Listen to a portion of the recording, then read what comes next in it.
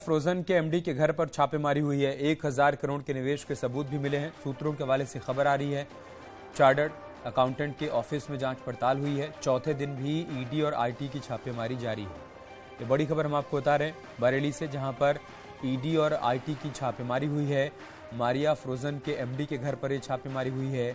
आपको बता दें कि 1000 करोड़ के निवेश के सबूत भी मिले हैं। सूत्र इस बात की जानकारी दे रहे हैं। चार्टर्ड अकाउंटेंट के ऑफिस में भी जांच पड़ताल चल रही है। बरेली से प्रशांत हमारे सहयोगी हमारे साथ जुड़ चुके हैं। प्रशांत, आपके पास क्या जानकारी इस खबर से संबंधित? देखिए, ये जिस तरीके से जो सूत्रों के हवाले से खबर आ रही है कि 100 करोड़ कैश विभिन्न डमी बैंक अकाउंट से निकाला गया है, जिसे कई कंपनियों में शिफ्ट किया गया है। हालांकि सूत्रों की माने तो ये मालिक ने भी खुद स्वीकार किया है, लेकिन जिस तरीके से अभी जांच की जा रही है सीए के घर में और ऑफिस में भी ये छापेमारी लगातार जारी है। और जो मारिया फाउंडेशन के नाम से जो कंपनी मालिक है, इनकी और भी तमाम कंपनियां हैं छोटी छोटी, और मीट फैक्ट्री भी है, और इनकी कई शोरूम्स भी बताए जा रहे हैं जिन पर लगातार अभी छापेमारी ईडी और आईटी की जारी है। और ये 4 दिन बीत गए हैं और लगातार उसके बावजूद भी अभी छापेमारी जारी है। और एक इनका स्कूल भी बताया जा रहा है, स्कूल पर भी ईडी और आईटी के कुछ आला अधिकारी पहुंचे हैं, जहां जांच कर रहे हैं। तो तमाम जो हाजी शकील की जो कंपनियां हैं, उनमें तमाम लगातार ईडी और आईटी रेड कर रही है। और ये हाजी शकील मीट फैक्ट्री के एमडी हैं। बीते 2 दिसंबर को इनकी फैक्ट्री को सील किया गया था और पॉल्यूशन की जिला प्रशासन को शिकायत मिली थी, जिसके बाद इनकी फैक्ट्री को बीते 2 दिसंबर को सील किया गया था। लगातार कि 4 दिन से छापेमारी चल रही है। इस दौरान क्या क्या चीजें बरामद हुई हैं, किस तरीके के दस्तावेज बरामद हुए हैं? सूत्र इस बात की जानकारी दे रहे हैं कि 1000 करोड़ के निवेश की बात भी सामने आ रही है। सीए के दफ्तर भी छापेमारी हुई है। तो क्या आप किसी बड़े स्कैम की तरफ इशारा कर रही है पूरी जांच पड़ताल? जी बिल्कुल। देखिए, जिस तरीके से ये 100 करोड़ कैश की जो बात है, ये अकाउंटों की डिटेल्स भी सूत्रों की माने तो ये मिली है। और अकाउंट डिटेलों के मुताबिक जिस तरीके से ये सूत्र बता रहे हैं, तो इससे कहीं ना कहीं एक बड़ा जो है घपला और गड़बड़ी जो है स्वीकार भी हुई है।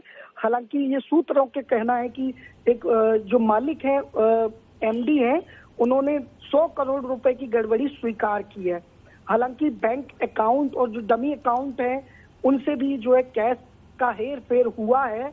और लगभग 1000 करोड़ रुपए का ये कैश है जिसमें हेर फेर हुआ है। तो कहीं ना कहीं एक बड़ा स्कैम भी हो सकता है इसके पीछे। यह अभी जांच का विषय रहेगा। हालांकि ईडी के आला अधिकारी इस मामले में फिलहाल अभी कुछ बोलने को तैयार नहीं है। और जो सूत्र है, वो सूत्र यही बताते हैं कि 1000 करोड़ का कुछ ना कुछ घोटाला जरूर हुआ है। शुक्रिया आपका हमारे साथ जुड़ने के लिए और जानकारी हम तक पहुंचाने के लिए।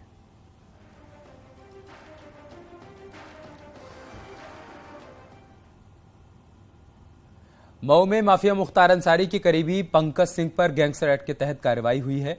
पुलिस ने उसके खिलाफ गैंगस्टर एक्ट में मुकदमा दर्ज कर लिया है। आरोप के मुताबिक कुछ दिनों पहले उसने बीजेपी नेता के भतीजे को गोली मारकर घायल कर दिया था। इस घटना का सीसीटीवी फुटेज भी सामने आया था, जिसके बाद आज पुलिस ने मुख्तार अंसारी के सहयोगी पंकज सिंह के ऊपर गैंगस्टर एक्ट के तहत कार्रवाई की। पंकज सिंह शहर कोतवाली के भिट्टी स्थित सुरेश सिंह चक्रवात का भतीजा है। पंकज सिंह पर अन्य थानों में 15 मुकदमे दर्ज हैं। ये साथी अपराधी हैं पंकज सिंह सन ऑफ हंसनाथ सिंह, भीटी के रहने वाले। अभी आपने पहले देखा होगा कि एक फायरिंग की घटना किया था, 307 का अभियोग पंजीकृत हुआ था, जिसमें पिस्टल के साथ बाद में दूसरे दिन गिरफ्तार होकर जेल गए थे। अभी जेल में ही निरुद्ध है। इन्हीं के विरुद्ध गिरोहबंद गैंगस्टर एक्ट का अभियोग कल कोतवाली थाने में पंजीकृत हुआ है। और इनके जो जमानतदार थे पंकज सिंह के भी उल्लेखनीय है कि इनकी जमानत उन्होंने इनके आपराधिक कृत्यों को और इनकी गतिविधियों को देखते हुए वापस ले लिया है। और यह वक्त है एक ब्रेक का, लेकिन ब्रेक पर जाने से पहले एक जरूरी खबर।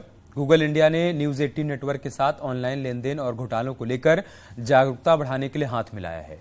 इन दिनों ऑनलाइन फ्रॉड की घटनाएं बड़े पैमाने पर हो रही हैं, जिसमें से एक है बैंक सर्विस के नाम पर होने वाला फ्रॉड। बैंक की विश्वसनीयता और प्रामाणिकता के नाम पर जालसाज लोगों को आसानी से झांसे में ले लेते हैं। लोग ये भी भूल जाते हैं कि बैंक की तरफ से ही बार बार ये कहा जाता है कि बैंक आपसे कभी आपका OTP नहीं मांगता है। हम अपनी बुद्धि और विवेक का इस्तेमाल करके ही ठगी से बच सकते हैं।